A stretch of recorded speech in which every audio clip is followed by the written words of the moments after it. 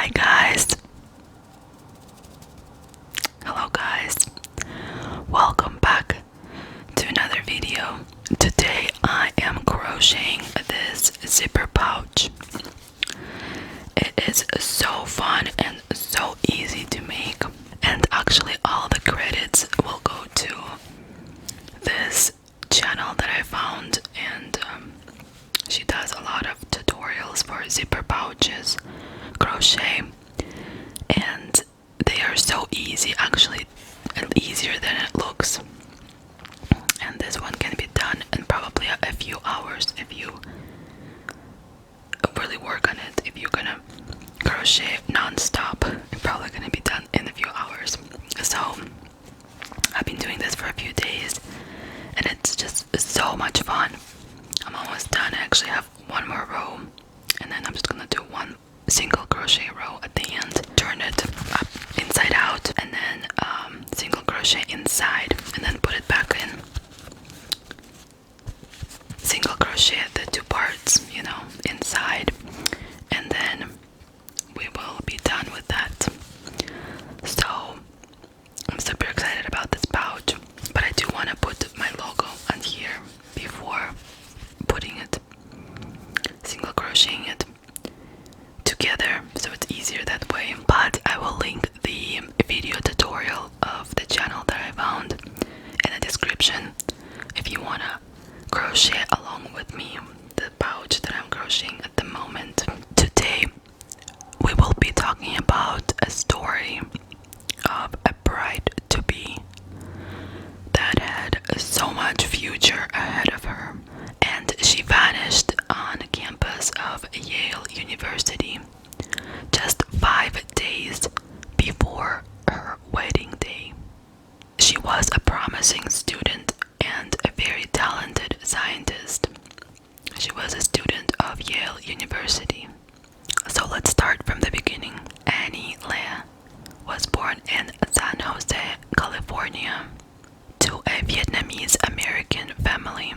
She was born on July 3rd, 1986. Annie spent most of her childhood with her aunts and uncles. From the very young age, Annie was a very smart child, and in fact, she was actually the valedictorian of her graduating high school class, and she was also voted most likely to be Einstein in her class as well.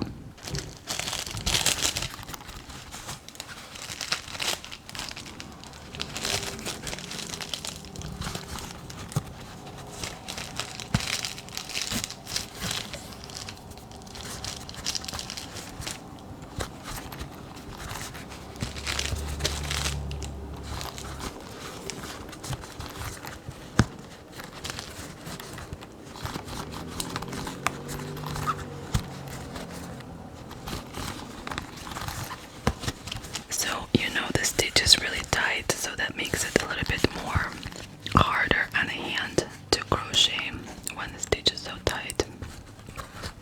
But it comes up with such a beautiful pattern. Annie actually won a scholarship of $160,000 before she graduated high school, so she could attend the University of Rochester in New York. This is actually where she met and fell in love with her future fiance. His name is Jonathan Widowski.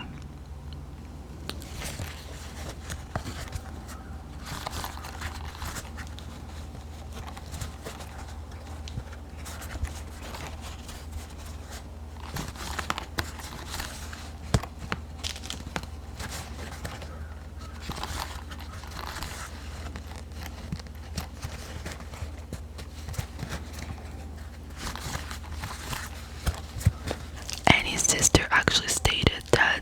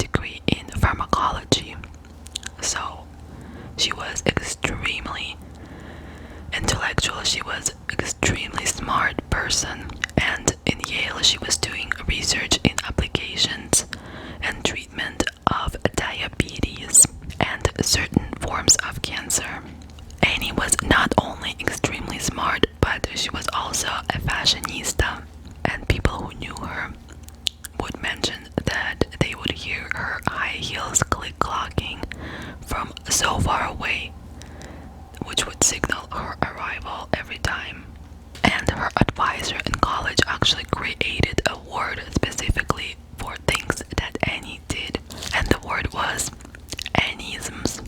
And this was her love for fried chicken, her perfectly organized and accessorized wardrobe, and she would insist to wear a skirt even when she was doing a really messy lab experiment. She would always wear dresses and skirts and high heels.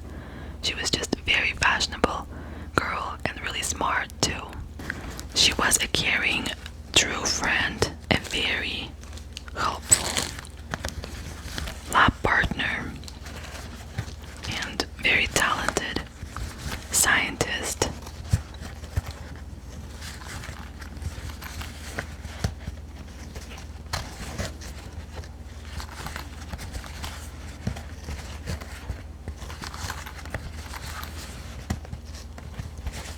Annie was really small. She was only 4'11" feet tall, and that is why she was able to wear high heels everywhere and still look super cute. And Annie and John eventually actually got engaged and were planning their wedding for September 13th of 2009. Their wedding was to be held at Syosset, New York, because this is where both Annie and Jonathan mostly were residing. And Jonathan was also very smart. He was actually studying masters in applied physics and mathematics in Columbia University. I mean, that is like the hardest major ever. And at Columbia University, that is extremely hard to get into and attend with this kind of major. So applaud to him and to Annie for attending such Ivy League schools and being able to study with amazing grades and still have a life. Annie was very focused on her wedding, and she wanted her wedding to be so perfect. She wanted every single detail. She was very organized, so she wanted every single detail to be very perfect. In the morning of September 9th, 2009, Annie got on a school bus as usual. There's a Yale shuttle bus that goes around, and this bus goes around neighborhoods in Connecticut where Yale University is to collect students to go to their classes. It's free for all students, and there's special bus stops, as I understood, for those kind of buses. And this is the bus that Annie would take.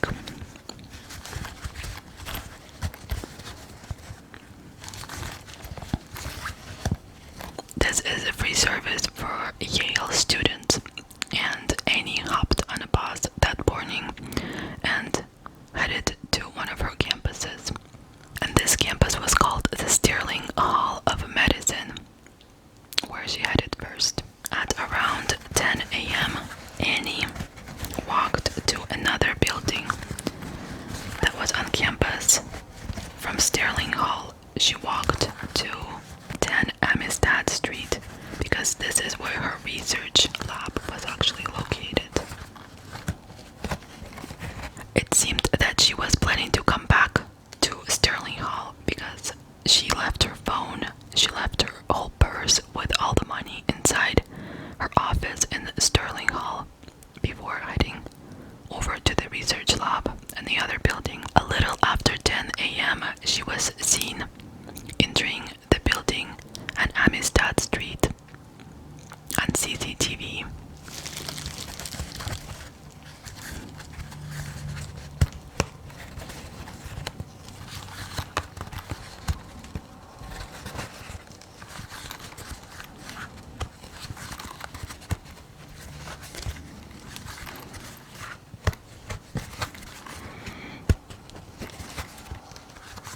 However, she actually was never seen leaving the building on any cameras around the building, and there were so many cameras, none of them showed Annie ever leaving the building.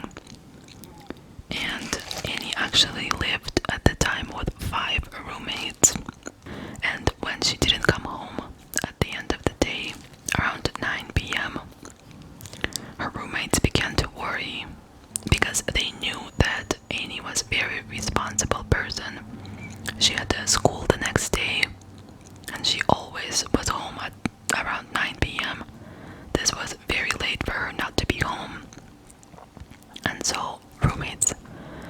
police and reported her missing.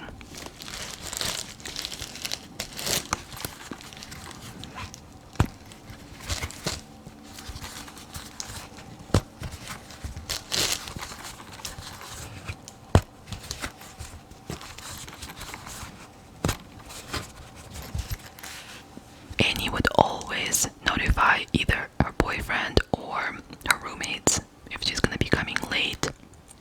So the fact that she never contacted neither her boyfriend nor her roommates was very suspicious. So police at the beginning theorized that maybe Annie ran off because of how close her disappearance was to her wedding day. And maybe she decided not to get married anymore. She got cold feet and just ran away somewhere to hide. Because security footage never saw Annie exiting the building, police had to close the whole building for investigation purposes. There were about 75 security cameras in the building and no sight of Annie besides that one camera that showed her entering the building. No one that was working in the building at that time had seen Annie, and police interviewed many people. Nobody has seen anything.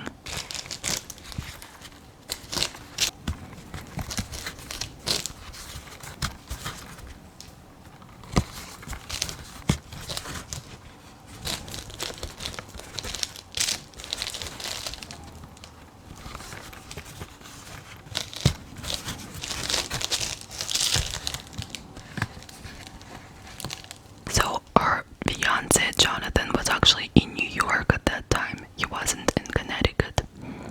And he flew right away to Connecticut after he found out what happened, because he was in school in New York, in Columbia University, while Annie was going to school in Yale University, which is in Connecticut. After some investigation with Jonathan, which police were thinking maybe it might be him because he is the fiance.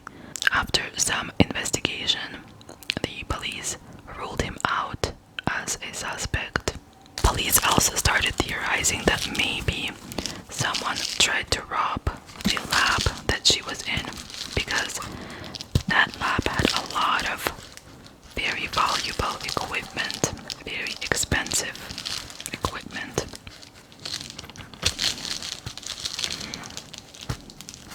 Also, police theorized that Annie might have been kidnapped because her mom was very well to do. She had a lot of money and owned a lot of nail salons in California. So someone might have found this out and wanted some kind of ransom for her. Suspicion also fell on the professor who actually cancelled his class right at the time when Annie was missing. But there were no evidence about any of this. One lab tech by the name of Ray Clark came up to the police himself and told police that he did see Annie leave the building around 12:45 p.m. when he was coming back from lunch. However, there was still no footage of Annie ever leaving the building anywhere, and police even looked frame by frame because there was an alarm that went off around 11:30 or so a.m. and a lot of people rushed outside, and you can actually see everyone that was in the building that came outside. And Annie was wearing very bright colored skirt and shirt. But police looked to see if she was maybe changed into different clothes because she might have been wearing a lab coat. But none of the people that came out of the building were Annie.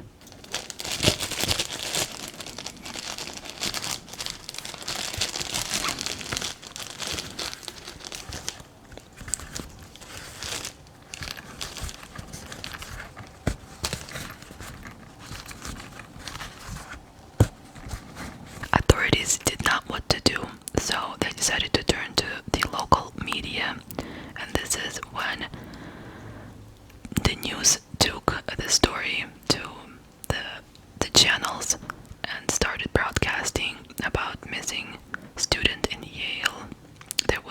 reward that was offered for $10,000 for any clue or any information that would lead to something. And actually, many people were upset that this story was so covered and publicized.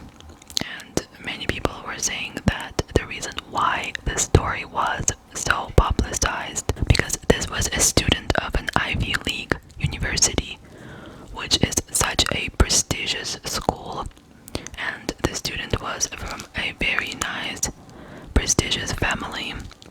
And if she was going to some community college or something, some small school that is not so famous, then it wouldn't have been known almost all over the United States, and it wouldn't have been so newsworthy.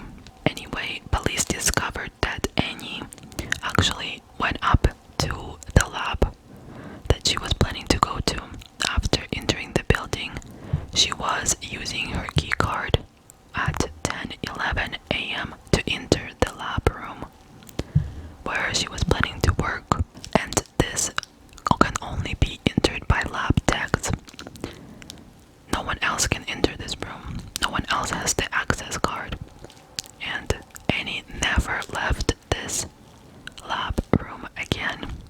Since she left her phone in the Sterling Hall building, police was able to search through her phone and did not see anything suspicious going on in her phone. There was no affairs or anything that would indicate that she didn't want a wedding. Police decided to search some more in room G13, which is the lab room where she was doing the research. Upon closer investigation, police did uncover a drop of blood on one of the shelling units, and this was in the back of the storage room.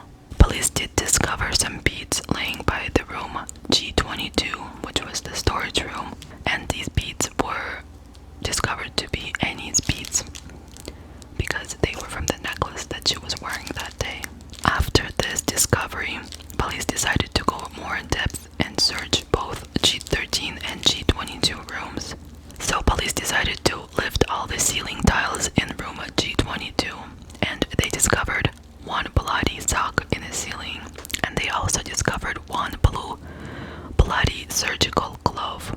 They also discovered more blood using other technology in room G22, and there was a distinctive and disturbing smell that was developing near the locker rooms by the G22 room. Right away, police just knew the smell. It was a smell of dead people.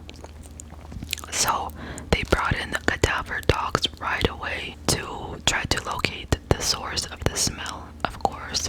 And so this is when police closed the whole building and they declared this building a crime scene.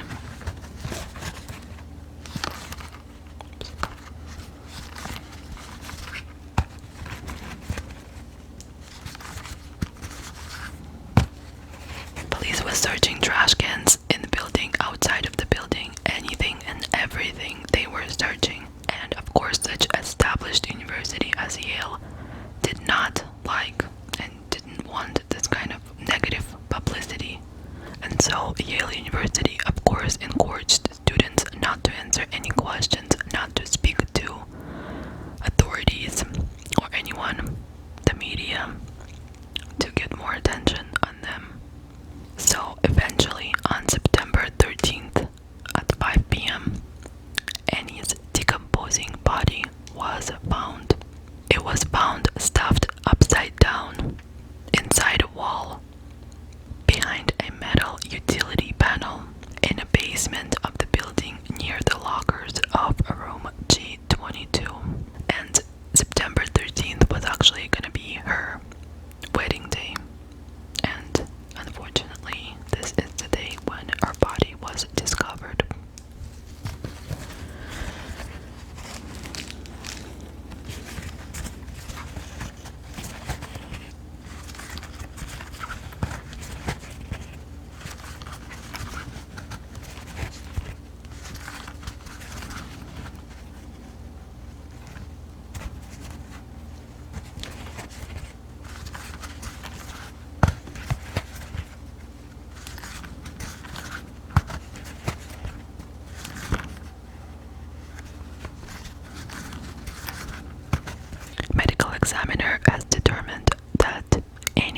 died from traumatic asphyxiation by neck compression. Her jaw and collarbone were broken, and they were broken while she was still alive. There was evidence of sexual assault. Her keycard was laying right next to her body, along with the second blue surgical glove. So DNA samples were taken of her clothes and the areas around where her body was found to see if there's a match in a combined DNA index system, or CODIS. There was a vigil that was held on campus, and the entire university was mourning for Annie, because this has never happened before in such tragic way in such a prestigious big university like Yale.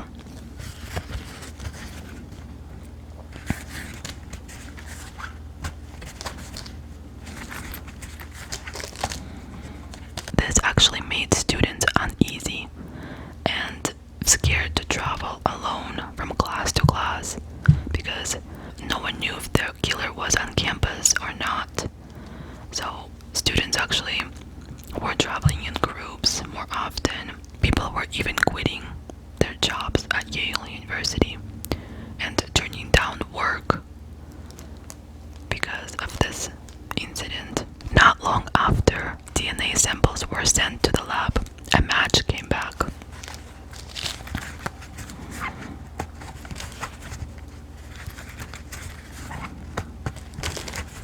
This match came back to a convicted felon named Kieran Robinson.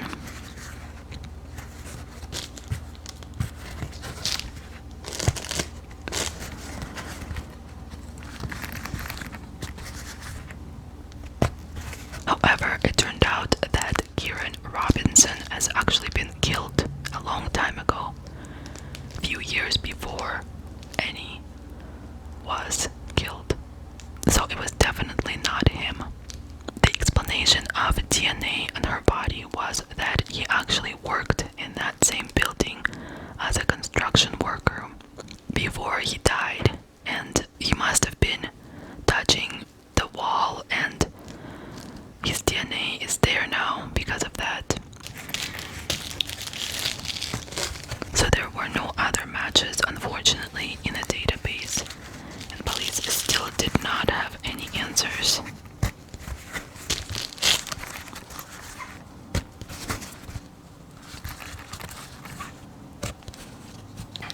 Police were reviewing 700 hours of surveillance videos and also interviewed about 125 people that entered and exited the building that day. 2 other people used the keycard that day to that same lab.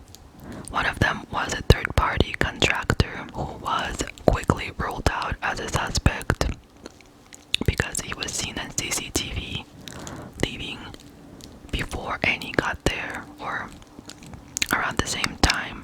And the other person was a lab tech who they actually talked to earlier in the investigation.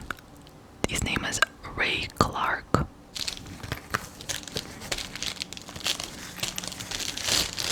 Raymond Clark was a 24-year-old lab tech in Yale University, and he was the one that told police originally that Annie left the building around 12:45 p.m. and he saw that because he was coming back from lunch at that time. However, police knew that Annie never left the building because they saw 700 hours of CCTV footage. They watched the footage frame by frame, and they did not see Annie ever leaving the building, especially around the time that he said she left. Raymond was actually disliked by many students at the university. Many people would say that he was really rude and he would be mean to people who would leave the lab room just a little bit dirty. Police discovered, according to the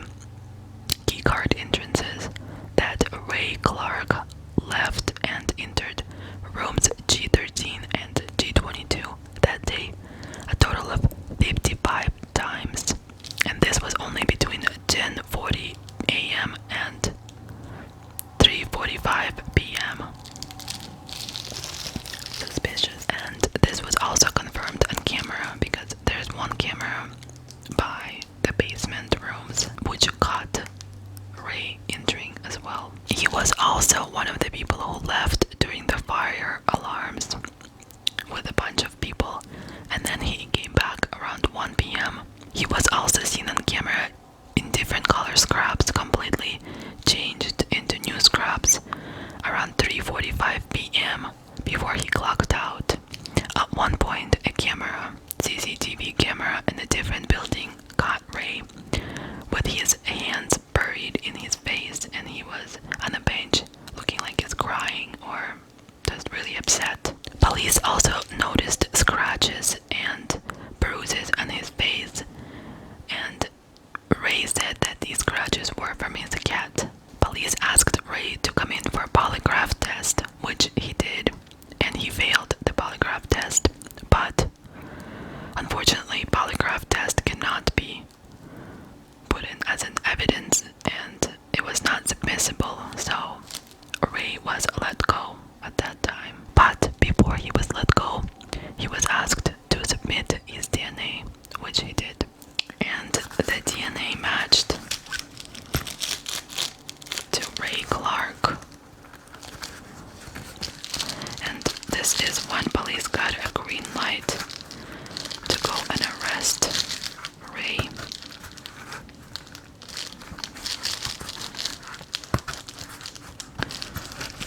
Ray was actually hiding with his father at this time in the Motel 6 in Connecticut. He was not too far, but his DNA was found in a bloody sock that was found in a wall. And also, Annie's DNA was found on his lab coat, which confirmed that he is the killer. Ray was seen by many people walking around with a green pen that day, and that same green pen was seen under Annie's body when it was found. There's also so much other evidence, like the CCTV footage, the keycard data, because he came in and out of those rooms 55 times. I mean, that's really, really odd and suspicious. The theory is that Ray probably killed Annie around the time that alarm went off. It was right before lunch.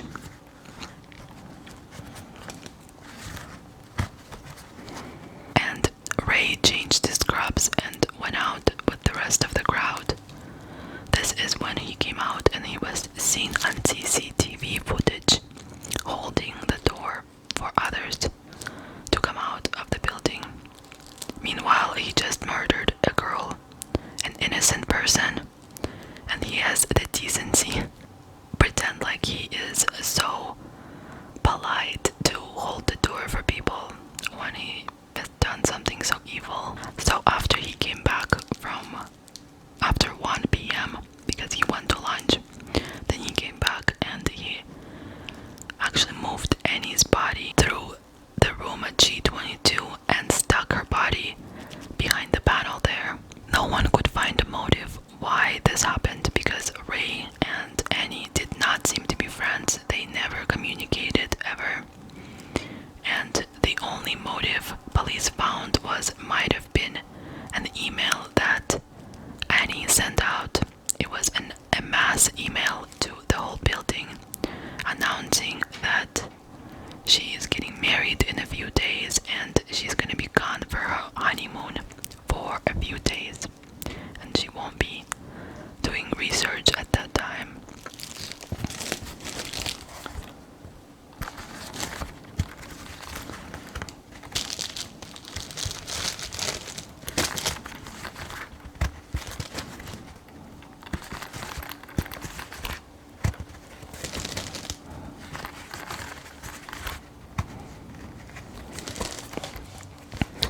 And this was also sent out to Ray because he was one of the lab techs at this building, and he did open the email and read it. It was confirmed. There's a speculation that Ray might have been secretly obsessed with Annie and did not want her to get married, and became extremely jealous after this email was sent out. It was actually sent out that Ray himself was engaged as well. He possibly became jealous of the email that Annie sent out and became enraged and wanted to do something about it. Not sure if Annie knew anything about his obsession or if this is even true, which would make sense. Ray initially pled not guilty, but then changed it to guilty in exchange for a 44-year sentence instead of a life sentence, I believe. Ray is scheduled to be released from prison in 2053. He's gonna be almost 70 years old at that time. According to Ray's father, Ray actually regretted and showed remorse for what he's done. However, I don't think Annie's family cares about his remorse because he has already done this and nobody even knows the motive of this. He took a life of an innocent person and disturbingly stuck her body inside a wall. Like a piece of trash. Ray never talked about the reason why he did what he did. He never explained